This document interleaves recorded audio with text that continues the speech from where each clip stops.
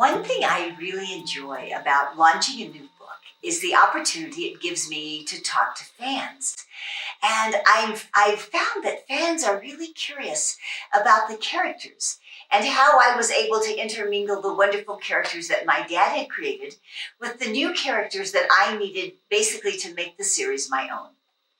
And the other question that I often get is, what is my writing process? Do I work from an outline? Do I kind of improvise as I go? So I thought today in this video, I would answer some of those questions. A lot of writers work from outlines. I don't work from an outline. I'm more what they call a pantser, a person who just kind of lets the ideas come as they come. But one thing I do before I start a new book is to write myself a letter. And in that letter, I talk about what are some of the themes that I want to mention in the new book, who would be the villain, which of my three main characters is going to be driving the plot. And then if I reach a point where I'm not quite sure how the story will progress, I look back at that letter and it gives me a little bit of direction. Not as much as an outline, but a little more than just trying to improvise the whole thing. One of the pleasures to me of continuing this legacy series that my dad started 50 years ago was to have the opportunity to develop the characters of two crime solvers who he had worked with for a long time, Jim Chi and Joe Leaphorn. My dad's books, I think, had more, how can I say this? More cars exploding, more people scrambling after each other in the woods. Whereas my books have a little more of the psychological drama, more of the tension that comes from opposing viewpoints rather than the tension that comes from thinking you're going to die in the wilderness. Although, of course, both of our versions of the series have both of those elements. So one of the joys for me in continuing this series was to have a chance to develop both Jim Chi and Joe Leaphorn a little more, to show sides of their personalities that my father had not shown. And probably my biggest joy was taking the character of Bernadette Manuelito, whom my dad had envisioned as basically a minor character, Jim Chi's latest love interest, a sweet young rookie officer who brings the coffee and drives her husband around when he has a broken foot, but not a professional law enforcement person. So when I envisioned myself continuing the series, I thought this is high time now that Bernie Manuelito puts on her big girl boots and becomes a professional law enforcement person. When I decided to take over the series, one thing that inspired me was a book that my dad wrote called Skeleton Man. And in that book, Bernadette Manuelito, who was ultimately became my main crime solver, really does act like a crime solver. She finds some stolen diamonds. She figures out who the bad guys are. She rescues a woman in jeopardy. She just about has everything wrapped up.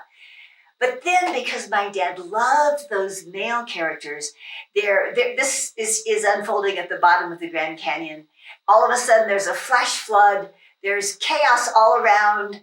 And Jim Chi shows up and rescues Bernie and rescues the woman who Bernie had already rescued and basically saves the day. So when I read Skeleton Man, I said to my father, I really loved the way you developed the character of Bernadette Manuelito in this book. And I think your readers would like to see Bernie actually come to the end of that process where she really does solve the crime, where she doesn't get rescued, where she isn't the young officer in distress, but she's standing on her own 2 feet. And my father gave me one of those sweet little smiles that dads say for their daughters. And he said, "Oh, honey, what an interesting idea." And I knew when he said that that was not his idea, and he was happy with Bernie Manuelito just as she was. And I have to say I'm grateful for that, because it gave me a wonderful opportunity when I took over the series to have a character who then could drive the new development of the Jim Chi, Joe Leaphorn, and now Bernadette Manuelito mystery series. Well, without my father, Tony Hillerman, who began this series. Not only would I not be a mystery writer, but I really don't think I would be a writer at all. One of the most precious gifts in my life was growing up in a family where stories were really valued. As a child, I loved to write, and I can remember reading my little, first grade stories to my mom and dad, and having them say, like parents, when you say, "Oh, honey, that's such a good story," and then having my dad say, you have Annie Jean climbing a tree. Why don't you have her instead of just a tree? Why don't you say it's an apple tree, or why don't you say it's a pine tree, and then you can talk about what it would smell like, how the leaves would be shaped. And I think most kids probably they get, you did well, but they don't get the extra part of it, which is saying, and this would make it even better. And I think that was really the blessing of growing up with a father who was a writer and a mother who was such an avid reader and really appreciated stories very, very much. So then, a million years go by, and I'm now an adult, and my dad is, I lived in Santa Fe. My dad lived in Albuquerque, and I can remember so many times I would go down to see him, and he would say, "Come in my office for a minute, honey," and I would sit with him, and whatever he was working on that he thought had come out really well, he would read to me.